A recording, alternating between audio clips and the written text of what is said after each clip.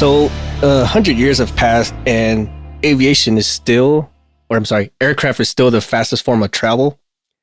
And a lot of places we've been to, we've been to a lot of airports, and some of them, they're just enough. Let's say that, like they're just enough to get the job done. But then you get some that are just off the wall, amazing. Just as soon as you walk in, it doesn't even feel like an airport. That's just how luxurious they are. And we've had this question batted around between ourselves and a bunch of other of our listeners, like what makes an airport as amazing or as not as luxurious as they are? Yeah, it feels like you're walking in a mall that everybody showed up to instead of their Lamborghinis and Bentleys they rolled up to in their aircraft. Right. Yeah. It's like a mall with, like exactly what MVP said. It's a mall, and your car, instead of a car, it's a freaking airplane. Sometimes can be a very expensive airplane.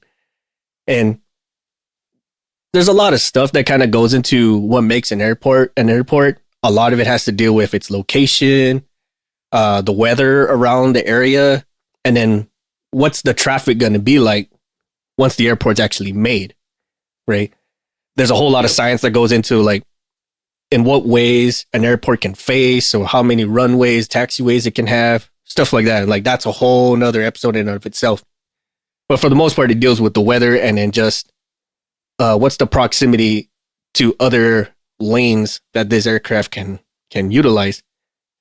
And the reason why a lot of airports are nicer than others is because of that. It's because of the traffic that goes in and out of that place between the people I'm sorry. So I was going to say the amount of money that's brought into it, right? Yes. You know, like if you have major hubs like Los Angeles, now Los Angeles isn't super nice, but where it's got, you know, millions of people a year traveling through it, or you got, you know, London's Heathrow or JFK in New York. You know, those are kind of the main entry and exit points for certain countries, I think, is why they're so much nicer, because they just get so much more foot traffic. Yes. And because they get so much foot traffic, you're expecting a lot of, you know, like turnaround time, like either between the flights themselves, the layovers, people coming in waiting for their flight. Because some airlines, you know, you have to check in a certain period of time before the actual flight happens, just for roll call and manifest reasons and stuff like that. So it makes next to no sense if you're going to have like millions of people coming through this area and their flight doesn't leave for 3 hours, and all you have is like a fold up chair and maybe like a vending machine. It just doesn't make sense. So a lot of places, they capitalize on this much traffic coming through, and so they make it a little bit more enjoyable for them to be there, right? Like MVP was saying, like certain airports, like since they're the major hub for a lot of international travel, you're going to see a lot of international related stuff for them to kind of peruse through and buy. This is where kind of like where the economy really picks up, is because you see so many different shops and vendors for this traffic, and some of them they're very unique. So like it makes people want to buy it. Like, oh, I don't see this anywhere else. I'm buying this. Right. And plus, they have the duty-free yes. tax in most of these airports as well. Yes. And some airports that we've been to personally, and some of the other ones that are well known to a lot of us, they're very, very nice. And some of them, it's almost outlandishly nice. Like, are we even in an airport? Like, you almost forget that you're flying because it's just so nice. One of the ones that is very, very nice is the Singapore Changi Airport. This airport, I swear, like it's been on so many luxurious airports lists. Like sometimes it's number one for so many years, sometimes it's number two. Whichever general way it is, it's always within the top 5. And well, you know, they always make pictures look nice, right, when you post them online. Yes. And so I'm sure that they've doctored this picture up to make the green of the palms more vibrant, the yellow on the streets to be more vibrant, the pavement to be not blown out looking, and the glass to be all clean looking, right? Because it's like a big glass dome full of, you know, millions of panels of glass, but and to take the smog out of the air. But like it looks. I don't know. It looks like a fancy like soccer stadium is what it looks like to me. Yeah. And this airport in particular, the Singapore Changi, I swear, like, if I'm butchering this, I apologize in advance because I'm not that versed in certain languages. But this airport has spas in the airport for you as you're waiting for your flight. Has spas, spas. God damn it, Spas. spas has spas, like day spas. Most other places, you just have like a sky lounge, right? Like a little area, kind of private. Depending on the airlines, you have to pay for it. But it's usually like a Wi-Fi center, maybe some couches or recliners. But this one, no, we're going to go full ham. Let's have a full-on spa and bar in each section of the terminal. And then we got whole gardens, like all kinds of flora and fauna or flora that's not even native to the area, but just because it looks nice. Orchids, sunflowers, and cactuses. Yeah. Fucking wild. And then you have like this whole entertainment platform where you have all these different latest and greatest gaming stuff, which is free, right? Again, going back to some lounges where there's stuff there, but you have to pay for it. Or they just have like this little desk where you can just plug your laptop in if you even brought something to that effect. And then you pay like maybe $8 an hour for fucking Wi-Fi. Well, that sounds like almost all US based airports. Like you go in them and it's like traveling a subway system almost. Like it's really low amenities. It's the same fast food and whatever you could get out on the normal street, but it's more expensive because it's in an airport. And they look very, how do I say it? Like they're just plain and bland. There's nothing exciting about them. And if you have like a 6 hour, if you had like in this Changi airport, with these gardens, there's a movie theater. We see these Xboxes, you can play. You were talking about 6, mm-hmm. and like you said, they're all free. So if you had like a 6 hour layover, you might not mind it so much. Traveling would be a little bit more enjoyable because you're like, hey man, we get to Changi, like we got a 5 hour layover, but let's go see that new Spider-Man movie. Then after that, we'll play Xbox for a little bit, and then we'll go have dinner. And then, and walk through the garden or whatever, stretch our legs. Right. And you're like, you might not mind it so much. Whereas here in the US traveling, you're like, cool, I'm just, I'm livestock that's being shuttled on this plane over to this next holding station where they'll, I can get some food and whatever else, and then jump on another plane until I get to the slaughterhouse. You know what I mean? Like it's exactly what it's like. It's just boring. And you're like, oh my God. And that's why here in the States, everybody's like, you could fly for a little bit cheaper, but you're like, oh my God, I got to make 3 airport stops and each one has a 3 hour layover. So my travel day is going to be,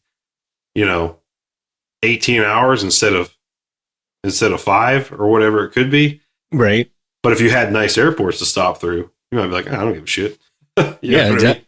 Yeah, exactly. You might actually look forward to going to all those different airports. Yes.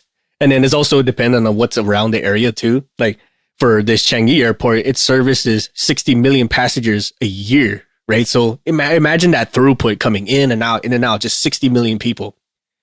Some other airports, they might have a little bit more, a little bit less. But this one, like if we're going to have 60 million people come through, we're going to make that 60 million freaking worth it. Like every step of the way is just fantastic. Gardens, movie theater, entertainment areas, all this stuff. And it's all free. For the most part, it's free.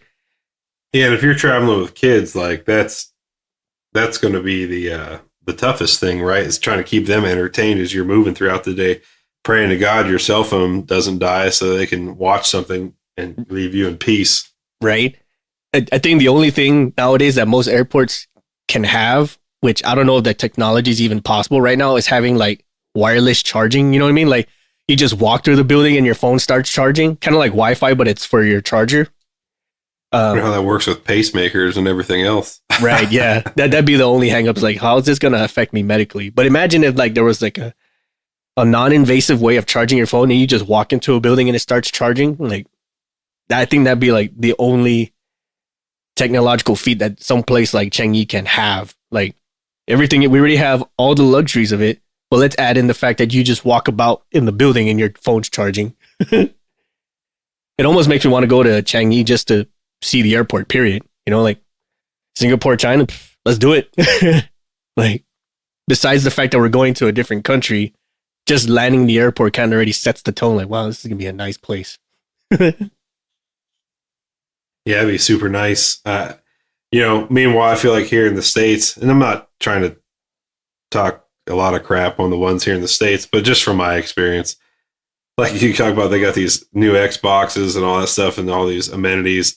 And I feel like in the States, they'd be like, oh, we can keep up with that. And you show up and like, look, we got PlayStation 1s out here for you. You're like, what? Look at, yeah, man, this is free to use. And you're like, the graphics, like my eyes hurt. The graphics, oh, it's not good enough for you? Like, well, we've evolved a little bit, like. Right. We're a little a ways away from this. I will say, man, like, I want to say this was at the San Francisco airport. They got like these ramen noodle vending machines, right?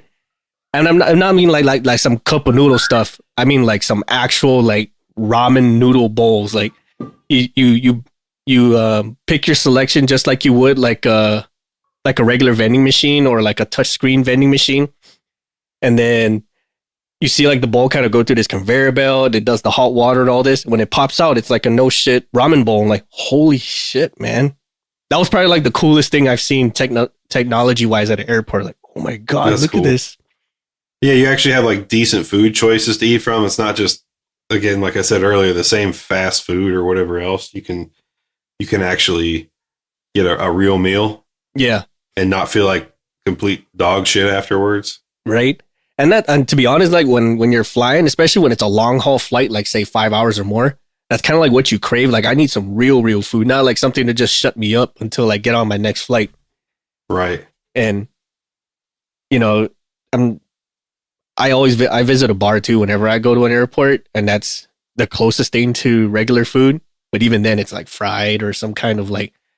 It's bar food, Yes. So having something like that, even if it's just out of a vending machine, is freaking cool.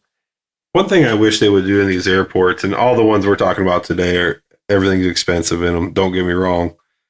But one thing I wish airports would do is like, hey, we're all traveling. We're all this like I want to sit down and enjoy myself and have a beer. Like you said, you went to a bar, but you're like, it's $8 for for a pint. And you're like, and it's just like Bud Light or something. It's nothing even fancy. You're like, why am I paying $8 for barley water? You know what I mean? Like, right.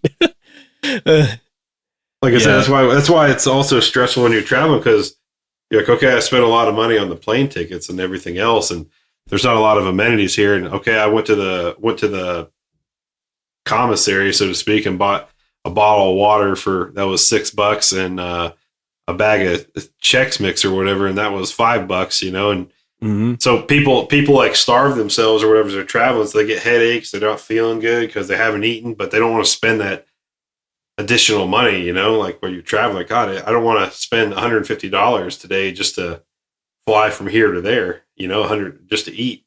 Right. I think that's one thing that they should change in the airports. Like, I understand you have to make money and all that, but you still will make money. You're just getting greedy with it, I think, a little bit. Yeah. Especially if you have like the duty free stores, right? If they can be duty free in those stores, why can't the food that you're ordering or purchasing or whatever else, or your drinks be tax free as well? Right.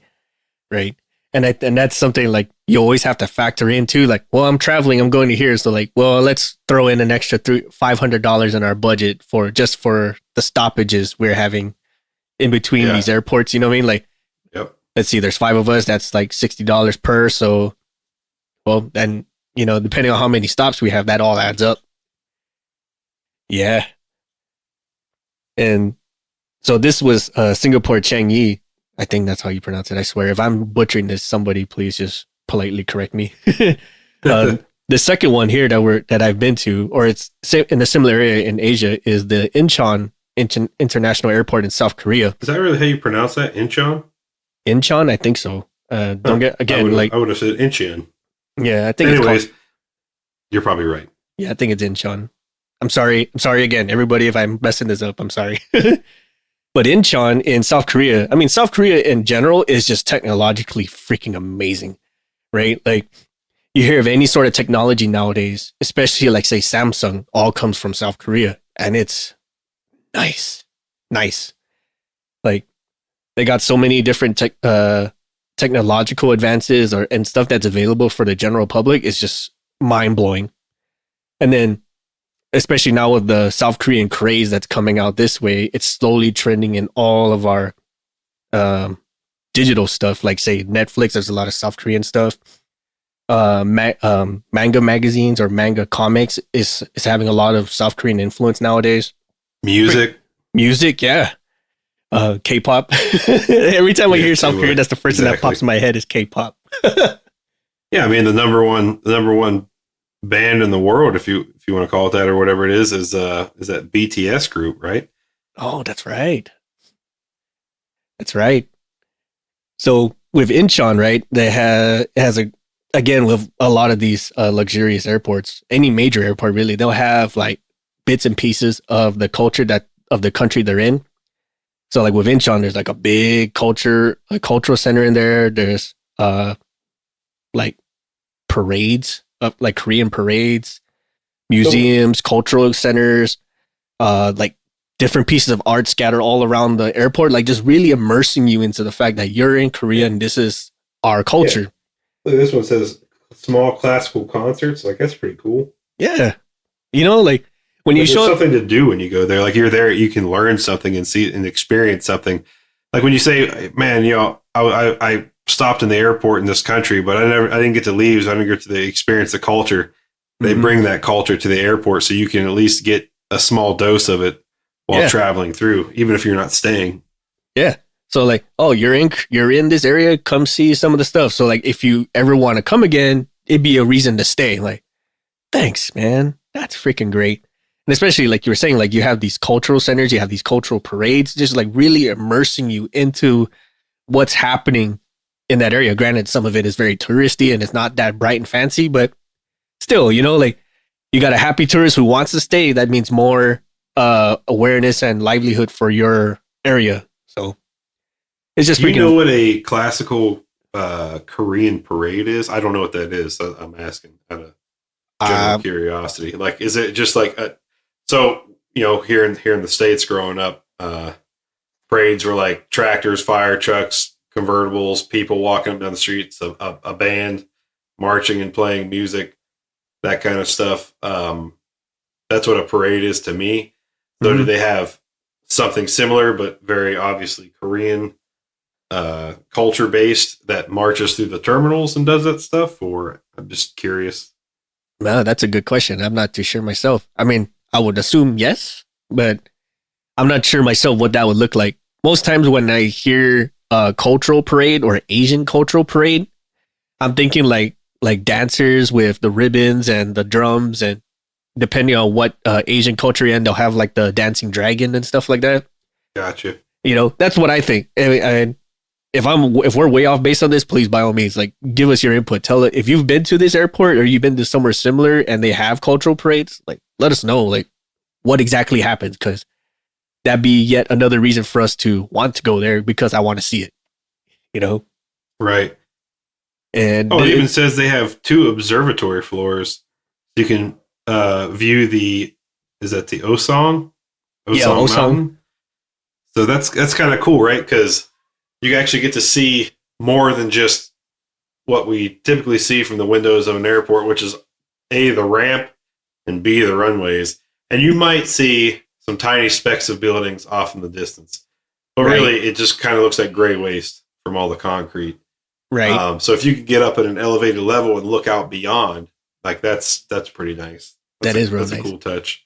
Now, if you're an aviation enthusiast like us, you know, seeing planes come and go, that's actually pretty fun to watch, right? But for the general person who really doesn't give a shit, like they came here for the sights and the last thing they want to see is another airplane, that this place might be the place for you, because again, like just looking at scenery other than the gray slate is actually pretty cool. And certain places like this one in particular, it's very it sets you into the mood like, yeah, I'm traveling, or yeah, I'm here to see stuff, right? It kind of gets you in that mood already, and maybe this is yeah, maybe this is like a subliminal thing, like I am now in travel mode, you know what I mean? And then travel equals tourist, and tourist equals money. I don't know. Maybe that's their. To me, it's one of those like traveling as stressful as it is. So let me make life people are excited. They're either coming or going from vacation. But let me make life easier. Like you said, I'm in travel mode still. Like I'm still experiencing something, even though I'm not at my final destination. I'm still learning, seeing, experiencing a new culture or a different culture or more about your own culture that you might not have known otherwise while there. And it kind of just it takes your mind off of like I said, the cattle car. Mm-hmm. Sit on a plane, walk off the plane, like a bunch of Eeyores moving around. Right. Go to the next gate, wait 5 hours. The gate changed, move to the other gate, get on the plane, put the barrel to my head, think about other things, remove the barrel, like just right. Shouldn't joke about that, but like that's kind of how it is though, right? You're like, oh my God, I just want to get the hell out of here. Yep. And I think what adds to the stress too, man, maybe this is just a me thing, but whenever I see like, there's always going to be a couple passengers who is always trying to bitch out the flight attendant or the customer rep attendant. Like, yeah, why is my plane late? What do you mean we're delayed? How the fuck long does it take to change a brake? Like just harassing the shit out of this service desk agent. I'm like, this person's not going to fucking know, man. And when I see people like being that tense, and I understand why they're tense, some is because they've been traveling so long, and it finally broke their patience, or some, they're just that demanding. I don't know, whatever the case may be. But like when you see that kind of stress, it kind of stresses me out too. Like well, this kind of just added another chip on the shoulder in the travel pile, And thankfully for certain places, like you can just walk away and kind of take your mind off by binge shopping or something to that effect. And I think that's another reason why some of these airports have these amenities, is because like when you have someone having that kind of a stressful time, you can just like take a right somewhere and you're in this garden or you have this awesome view. It's like, you know what? That was a bad time, but this is awesome now. I like this. Or it's one of those, right? So you're traveling and then the plane, we have to wait for another plane to come out because the one that was in broke or whatever else, we're delayed because of maintenance or something like that, or the air crew hasn't stepped yet. Like, well, how long is it delayed for? At least an hour minimum, but we'll make an announcement over the thing. Cool. We're going to walk over here and go through this cactus garden. Then, right. Like you can just go and decompress. You're like, oh, okay, I'm going to go over here and we're going to jump on the Xbox and play that for a while, or I'm going to go watch this orchestral piece and see something pretty neat. You know what I mean? That's kind of cool. Yep, absolutely. This next airport, again, it's always in the Asian airports. Asian airport, they really go all out when it comes to amenities and luxury. You notice that, man? Yeah, it's just the technology aspect of it, though. I mean, that's barely been the biggest influence, I think, from those parts of the world, is they just have the technology and they really use it to. It's not just for the super elite, right? Everybody gets a little dose of it. True. So this next one is actually in Hong Kong, the Hong Kong International Airport in China again. This airport in particular has been one of the best and most luxurious airports, awarded 8 years in a row for being a luxurious airport. And it also says that this airport is one of the best for traveling families. Right there, man. That right there, that just gets me. Like, okay, traveling family, going there. I don't even know what I'm gonna do, but it says it's for family, so I'm going. Yeah, they got stuff to entertain the little rugrats, Like that's the best. Yep. This says here there's what's called a dream come true education park, and it's ideal for parent-child bonding. I'm like, I don't know what that is, but I'm interested. Yeah, maybe I could actually learn how to become a better parent by traveling through there, huh? Right? We're all sitting there like hugging each other, crying like, oh my God, right? Like some Disney moment, The birds start singing out of nowhere. right? Like, oh my God, I get you too. Shit. Why did it take us to travel all the way to Hong Kong to figure it out? It's like the meme where it says the therapist, how do you deal with stress when your kids are wild and out? And it says me, raises wooden spoon, therapist, no. Right. Or how do you deal with stress? Add to cart. No. Yeah, add to cart. No. I'm so attacked. I was seeing this one meme, off topic, man. Like it goes, like your average everyday melancholy life, and it's just a guy looking out the like this van window, and the second one is like the temporary euphoria of buying stuff online, and it's this dude with like this very flamboyant like whatever, like a stole, like, but it's all feathery and bright and shit, like very flamboyant and shit. Like he looks kind of like a pimp, you know. Yes. Wait, was that a really recent one? I think so. I think it was Elton John. Oh, was it? You know, but he's, you know what I mean? Like he's wearing like this feather stole, and it's like real out there and bright. Yep. And they're like, yep, that's exactly how I feel. It says me on the way home from I think what the meme was, me on the way home from the mall after it's been a stressful work week. It was Elton John behind the wheel of a car with these big, bright rhinestone sunglasses, the big feathery stole like you're talking about. Like bedazzled, fancy, sipping on a Starbucks, you know? Yeah. That's exactly it. Oh, yep, that's exactly me. Add to cart, that's exactly how I feel. And then after I get the thing and I tried it on or did it or messed around with it, now we're back to being the melancholy life. Like I can't believe I just blew money on this. Yeah. So the biggest thing for this Hong Kong is to say it's this parent-child bonding education park.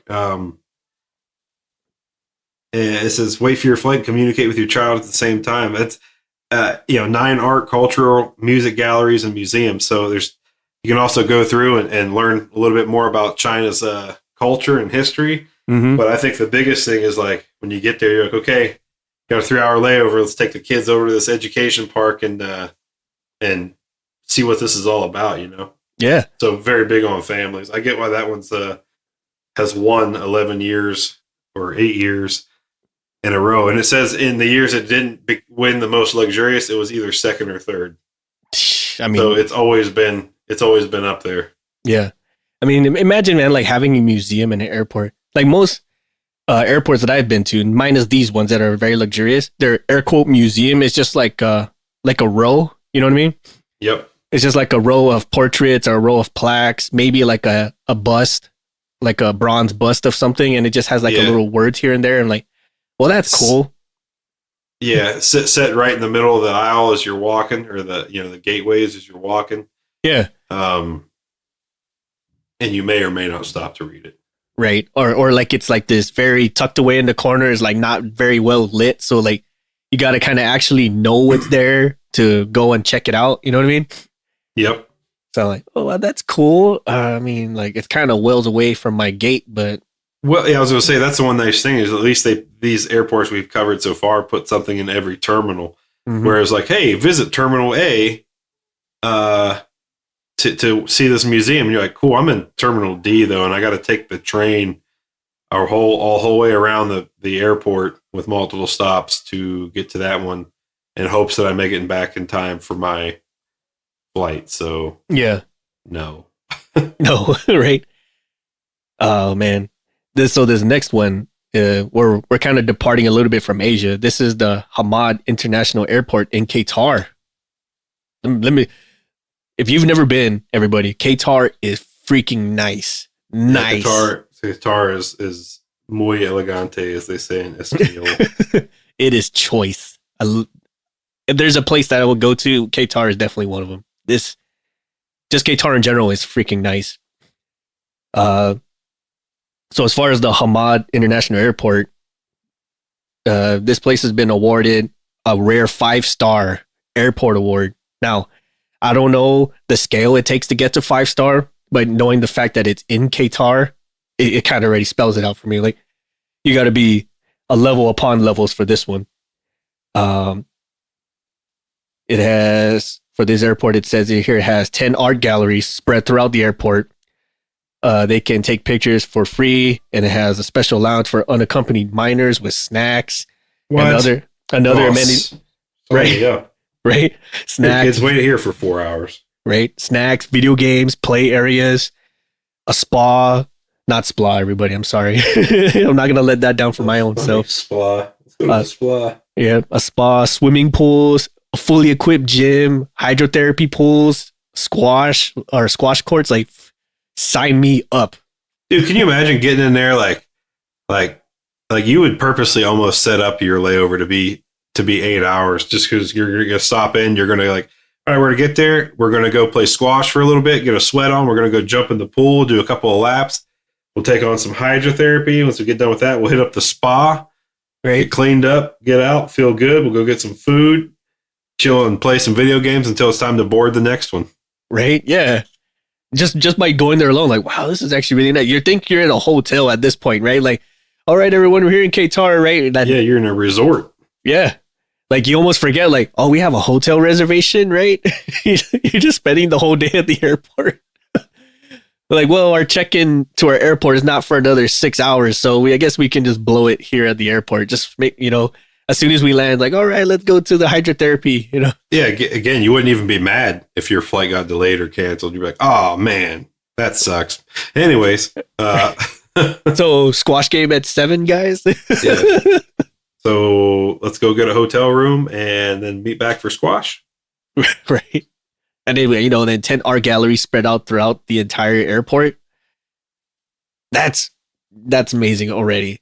I don't know what you guys, if you've never done hydrotherapy, that is pretty choice too, Now, I have not done it. Have you? I've done something similar to the effect, but this is kind of, I'm not sure if we're talking the same kind of hydrotherapy where it kind of looks like they put you in this bed and they roll water over you, kind of like a jetted tub, Are you like wrapped in a water? Well, so like, it's kind of like you're in a sun, like those standalone sun tanning booths, where you lay down and they have like the whole like ultraviolet lights on you. Yeah. It's kind of similar to that, but like your head's sticking out, obviously, and then they have like this capsule where it like shoots jets of water at you. Oh, so it's almost like you're in a self-contained jacuzzi. You know what I mean? Like it's like a burrito, but it's a jacuzzi. It's pretty wild, man. Interesting. I've never done that. It sounds pretty cool, man. Like I've seen. Is it cold water or is it? No, it's like warm water. It's almost like I said, it's almost like you're in the jacuzzi. And I think they can set the temp on this, but it's pretty dope. Huh. Interesting. Yeah. I mean, that's Qatar for you. They got that kind of luxury to blow. Yeah, money's not too much of a thing in those parts. This next airport is actually in Switzerland. Zurich Airport in Switzerland. I said that right, Zurich? Yeah, Zurich. Off topic, man. Like, I never realized there wasn't an actual Swiss language for Switzerland. You know what I mean? Like, really? When I hear Swiss, right? Or I hear Switzerland, I immediately think Swiss. And I think Swiss, it's its own unique language. But then I can't remember where I saw it I think it was when Switzerland put us up on one of their charts. I'm like, wait, what's the official language for Switzerland? And it's like some combination between German, Italian, and I forget the third one, but it's like a combination of 3 different languages. I'm like, holy shit, I never knew that. I never knew it was a combination either. I thought it was always just German. And it's usually German, right? It's mostly German because that's the dominating demographic there. And it never clicked to me until I started reading Swiss brands, right? Like T-Stott and some other ones. Swiss shoes. Yeah. Right? Or Tag Heuer, you know what I mean? Like, Like, wow, it never dawned upon me that was German. I just thought it was Swiss, right? Like, wow, Swiss sounds a lot like German. It never clicked until that day. I'm like, Jesus Christ, I feel like an idiot. See, never too old to you're always learning something, man. Never too old to stop learning. Right? Yeah.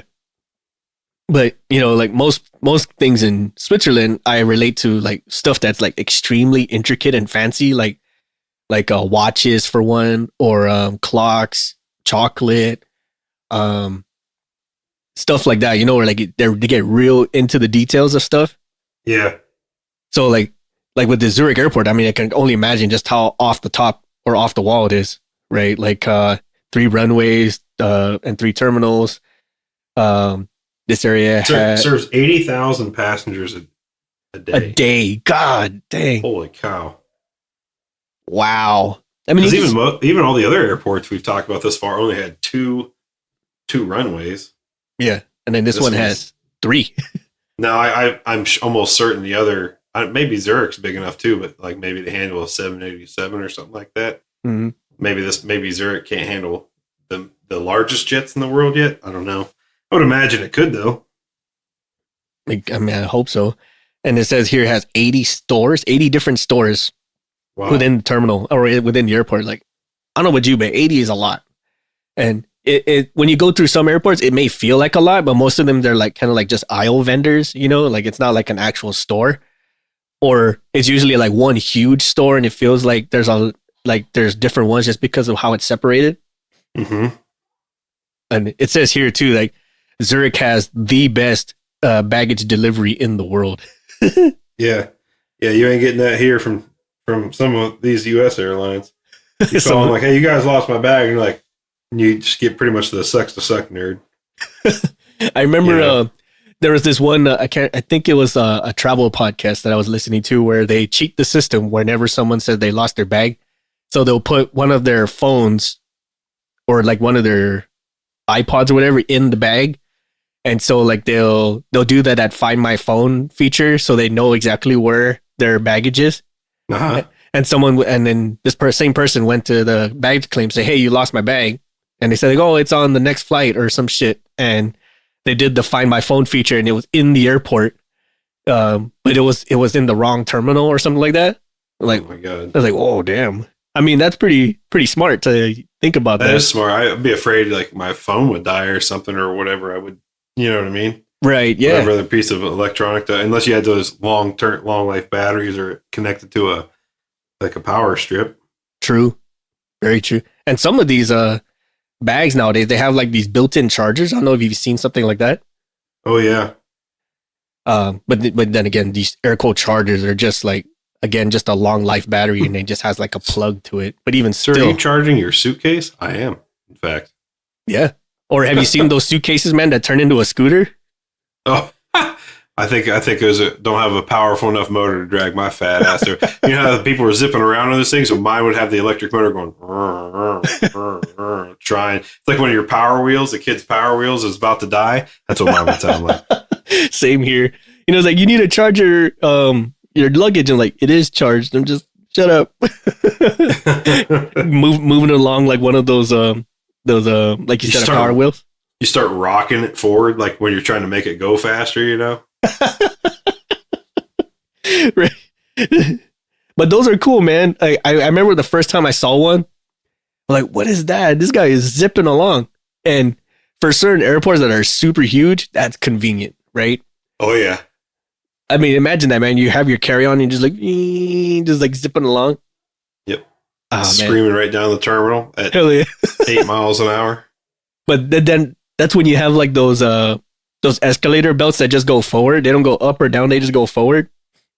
Yeah, you're moving faster than those are. Yeah. And then like, I always think this is a gag, man. Like whenever like you go on those escalators that go forward and you start walking, you feel like you're going hyperspeed because your momentum plus you walking is just making you get there faster. Yeah. Like, oh my God, I'm flying. I have a really good stride.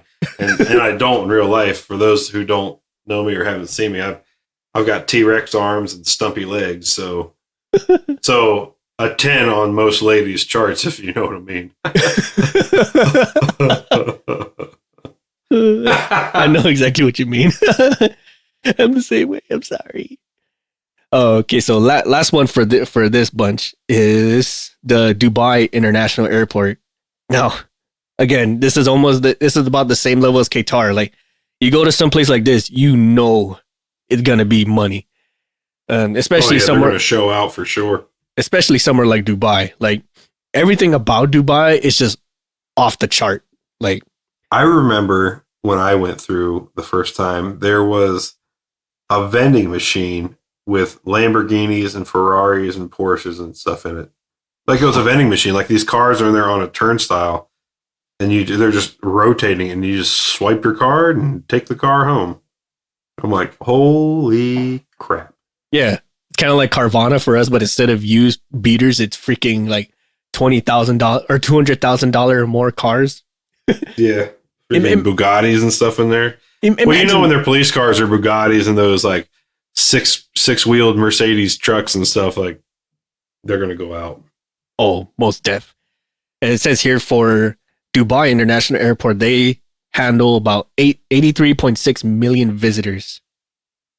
And 418,220 aircraft movements. Oh my! If only two runways. With only two runways. That's yeah, crazy. like oh my crazy, God. Dude. Oh my God! But that's also the home for Emirates Airlines too. Oh, that's right. That large, like the largest maintenance facility, aviation maintenance facility in the world is for Emirates, and it's there in Dubai. Yeah, this place is really over the top, and they got what's it? Concourse B houses for their hotels, 18 restaurants, business lounges, first class lounges. Concourse C of the airport has like a 5-star hotel, food court, 17 dining establishments, duty free shopping areas. Like imagine that, like the hotel is attached to the airport. Most cases, it's kind of like a block, maybe like a terminal right away. Sometimes maybe just like a couple, like a quarter ride, a couple miles away. Yeah, but not here in Dubai. No, we're bringing the hotel to you. So in Pittsburgh, they have a hotel attached to the airport, but it's still like it's not like right at the terminal. Like you come out and then you got to walk through this long gateway, so it reaches way out deep into the parking lot. Yep, and then it's like a half mile all the way in to get to just what you would call the first door of the terminal. Like where people could drive up and drop you off. Yeah. Yeah. So it's like way out there. So you're there already, but you still have to just go that whole terminal way in. Jeez, but not here. Nope. And here's a little bit of a scale too, besides the airport of Dubai as a whole. Like they have this mall in Dubai that there's a whole indoor ski resort inside the mall, right? So, and for a snowboard or ski enthusiast, it's not that big. But the fact that it's in a mall and it has 2 tiers, and you could actually like take a ski lift up to the tier, that's freaking nuts. It is crazy. I think it's called Ski Dubai is the name of the ski resort, indoor ski resort. They also have, I think, a whole Ferrari like amusement park. Yeah. If I'm not mistaken. Yeah. If you guys have never been to Dubai, I highly suggest going, even if all you do is get into the airport and hang out there for a while and maybe stay the night at that hotel or whatever. Like it's luxury to the max, man. Everything is luxury. Yeah. I mean, they got the means and the resources to do it. So, I mean, definitely a stop for you guys. You should definitely check that place out if you've never been. Definitely keep in mind of the timetable or the calendar around that area because, any cultural place that you go to, but there's certain times of day where they strictly adhere to some of the cultural calendar practices. Yep. Like for Dubai and Qatar, they practice the Ramadan, and say you guys are in a travel layover, they may or may not serve food at the time you get there. So just a little hint for that. Yeah, so it might seem like a ghost town, and you're like, man, these guys said that it was bougie as heck over here. Well, yeah, but just don't go to Ramadan, or the airport will come to life as soon as the sun sets, right? Yep. And so during the day it's fasting and everything else, but at nighttime it's all it's a good party. Yeah. Same ways with South Korea. I think Incheon is near the Osong area. I want to say Osong, man. It's like nightclub after nightclub after nightclub, all within like 30 feet of each other. Like, I think there's this one district in Osong that has like 74 nightclubs, and they're all back to back next to each other. And I think they're building more for that matter. Like, Jesus, dude. Like, there's really about this nightlife, man. They are. So they are very much indeed big on karaoke and nightlife. Hell yeah, man. I'm all about it. You get enough soju in me, I'll freaking do anything. Freaking soju. Now, I will say, like, off topic, I like the grape soju better than all the other ones. I tried the plum ones and it kind of tasted like medicine to me. Maybe that's just me, but it kind of reminded me of medicine. I had a lemon one that was pretty good. But I hear, like, I've tried this grape one and a lot of people have told me the same. Like, if you have grape soju, it's freaking the best. It's almost like not even soju. It's just like you're just drinking juice. And that's wrecking you. Yeah, exactly. Slowly wrecking you. Anything that tastes like it's not alcohol is going to fuck me up. So it's dangerous. Yeah. Or coffee. Anything that's like that tastes like coffee, I'm done. Like just know you're gonna have to set a pillow here because I'm probably gonna get fucked up. But those are the 6 luxurious airports that we have covered. If you know of any that are just as high caliber or something that we haven't mentioned that is just off the wall amazing, by all means, like shoot us a message on our socials or even on our website. Let us know, like, what were your travel plans like going through these kind of airports or airports in different areas that are just as luxurious, and just let us know, like, because we want to go through those different areas too. That we do.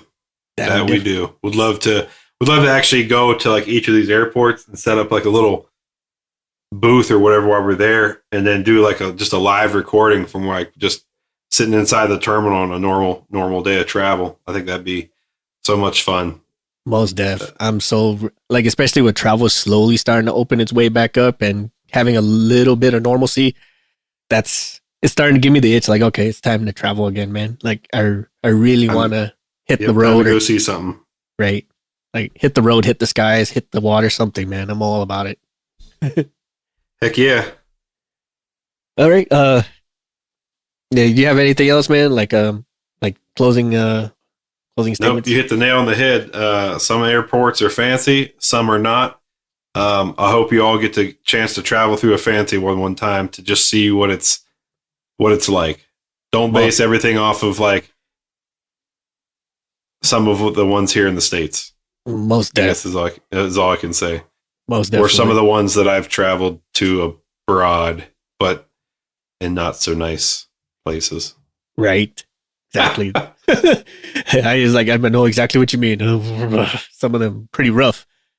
But again, if you guys have any other places, just shoot us a line, give us a message, tell us your experiences and what other places are nice, because we definitely want to see those too. On that note, thanks everybody for listening. We'll catch you guys next time. Bye, everyone.